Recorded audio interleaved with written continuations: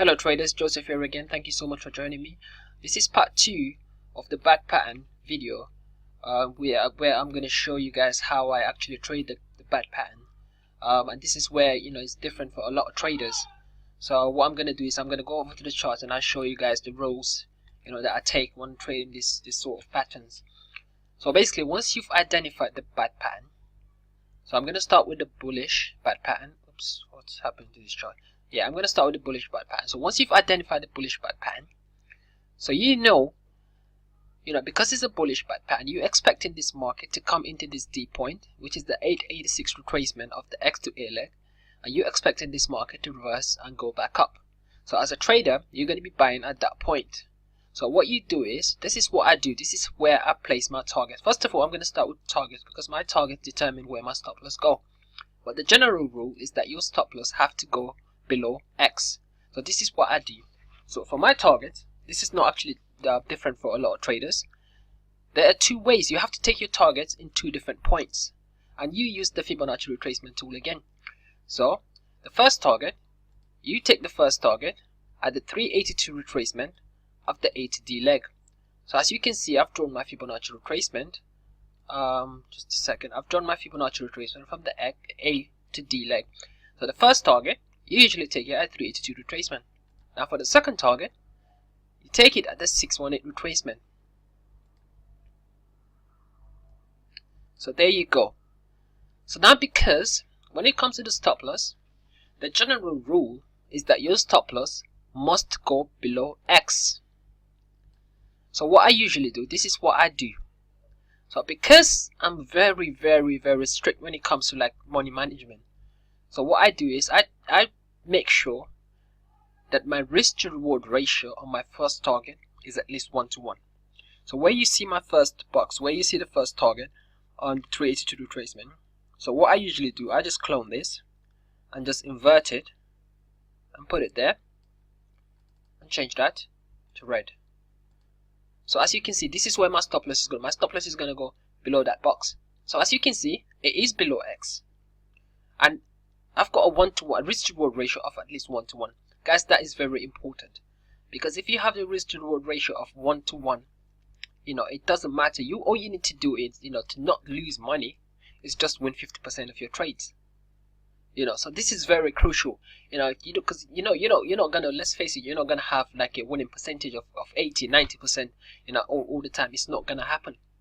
So you have to find a way of protecting yourself. So this is how I do it. So I'm gonna do the same on the bearish bad pattern as well. So to get my first target, or first and second target, we get the retracement, Fibonacci retracement from the A to D leg. So note I'm doing the exact opposite thing on the other. So I'm going to draw it. So for the first target, the 382 retracement, I'm going to change that box to green. So there we go. We got the first target at the 382 retracement, and the second target is at the 618 retracement. This doesn't change. This is the same all the time. So when it comes to the stop loss, remember we just clone this box and just invert it and put it right there. Change that color to red. So this is it. All you have to do after that is just know where these numbers are. And by these numbers I mean where this number is. That's going to be your second target. That's going to be your first target. And that's what it's going to be your stop loss. So all these numbers on these sections, this is the most important numbers. That's going to be your entry point. So what I'm going to do is, so now that you already know, how you can identify a valid bad pattern, where you can place your, your entry point, where you can place your target, and where you can place your stop loss. I'm going to move over to the charts and try and see if I can find the bad pattern, and then show you guys, how it's gonna work out, or how you can identify it or spot it. So I'm gonna take this. Okay, first of all, just waiting for the chart to load. Oops, what's this? I'm gonna just take this down all the way to the 15-minute chart, because I'm trying to see if I can find it. I mean, guys, if you remember my godly pattern video, there is a trick of learning, of knowing, the quickest and the fastest way of spotting this pattern. So if you watch my Gartley pattern, you would know. I'm not going to go into details of telling you how you can how you can spot a bad pattern so easy on the chart. So looking at the chart right now, straight away I can see a bad pattern on this chart. So I'm going to go ahead and draw it out for you. The impulse leg, X to A leg, is actually a bullish bad pattern, so I'm going to be using the green one. So we got the X to A leg. Just for sure, I'm going to go ahead and just label it out for you. X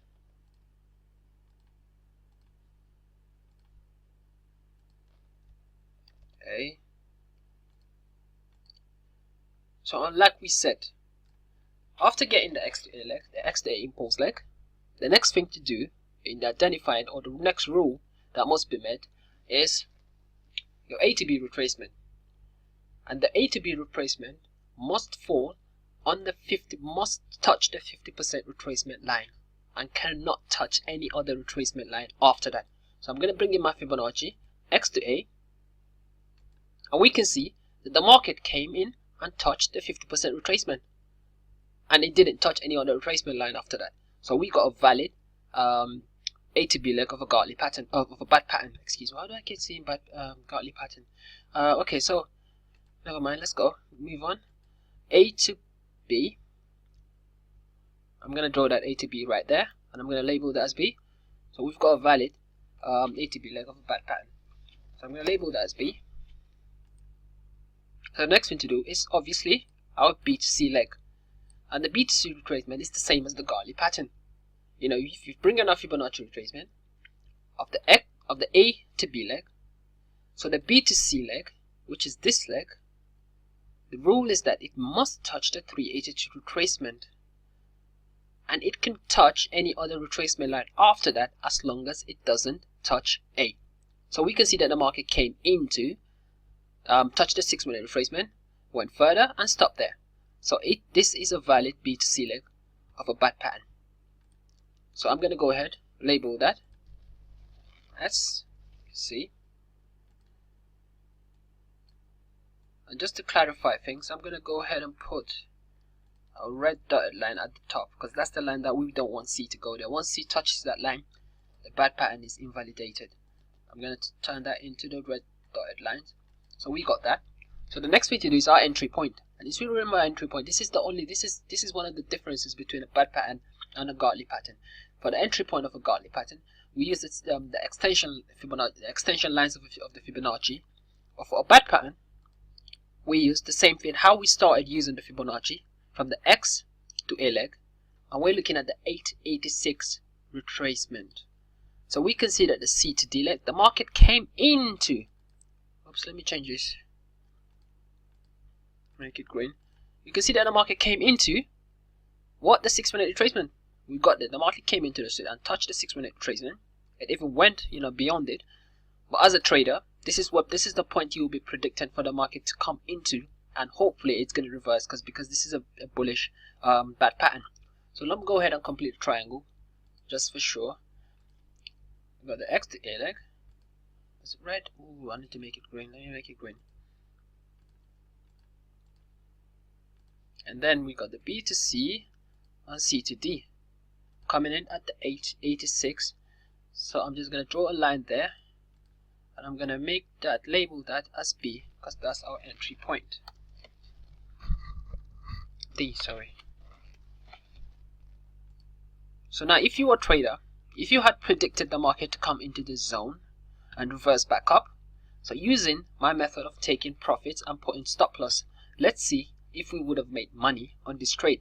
So to take your target is the A to D, and the first target you're going to take it off at the 382 retracement. So let me bring in my box. That's the 382 retracement right there. Make that green. So we can see that the market came in. Oops, let me take this one off. Which I don't need to. I shouldn't have taken it off. So we got the market came in and touched the 382 retracement. So we would have made money on the first target. So let's see if we hit the second target as the 618 retracement. So you can see, boom, the market came in, touched the 382 retracement, and it even went, beyond it. But as a trader, this is the point you will be predicting for the market to come into, and hopefully it's going to reverse because this is a bullish bad pattern. So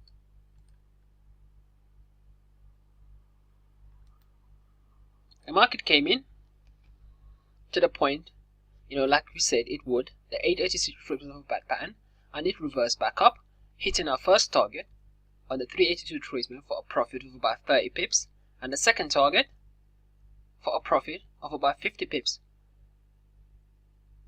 So we can see that the pattern does work. So let's see, where would we have placed our stop loss? We would have placed our stop loss by doing the same thing, cloning this and just inverting it and changing that to red. So there we go. So our stop loss would have been there. We would have been waiting for this market to do two things: either hit our stop loss or go ahead and hit our profit targets. And guys, if you remember, like I said, this is not going to work all the time, but as long as you have a risk to reward ratio of at least 1-to-1, then you are fine. All you need to do is just win this type of trade 50% of the time, and you are going to make money. This obviously is easier said than done, but let me show you guys how. This is actually one of the trades that I took I posted on TradingView. For those of you who don't follow me on TradingView, this is what you're missing, because all these things, it's going to be a lot easier for you to understand it if you watch, if you see my post every day, because this is the kind of things that I post every day. I mean, it's not like I'm trying to, explain some, complicated things for you. It's not rocket science. I mean, so let me go over to my TradingView page and try and find this trade.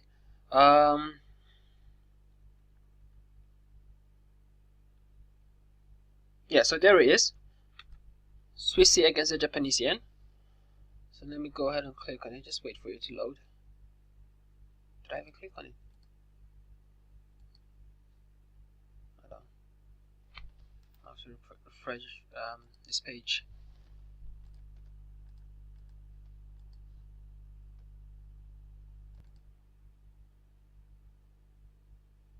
Yeah, so there we go. Just loading for a second. So this is it. This is exactly this pattern, but in this case, I spotted the bad pattern just before it completed.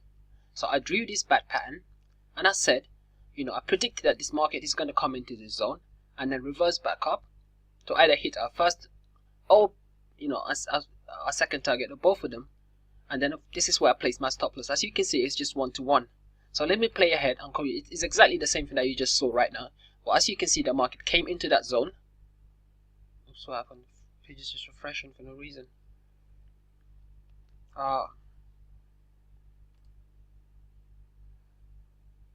So as you can see, the market came into that 886 retracement and then went back up, hitting our first and our second target. So this is how the pattern works, guys. So it's not something difficult. It's just something that takes time. You need to actually spend time and effort to learn these patterns, and then be able to know, the rules. I mean, your rules might be different if you learn how to trade these patterns. Your rules might be different, but this is just the way I trade it, and it's really simple. Like I said, I try to keep things simple. I don't like making things too complicated for you. So yeah, so this is it. So in my next video, I'm going to be talking about the cipher pattern.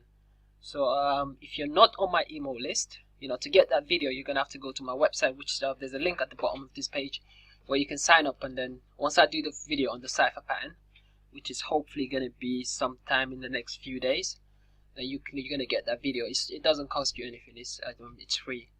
So so if you like this video, like it, comment on it, share it, or do and anything that helps really. And then in the meantime, just keep it simple, and I'll talk to you soon.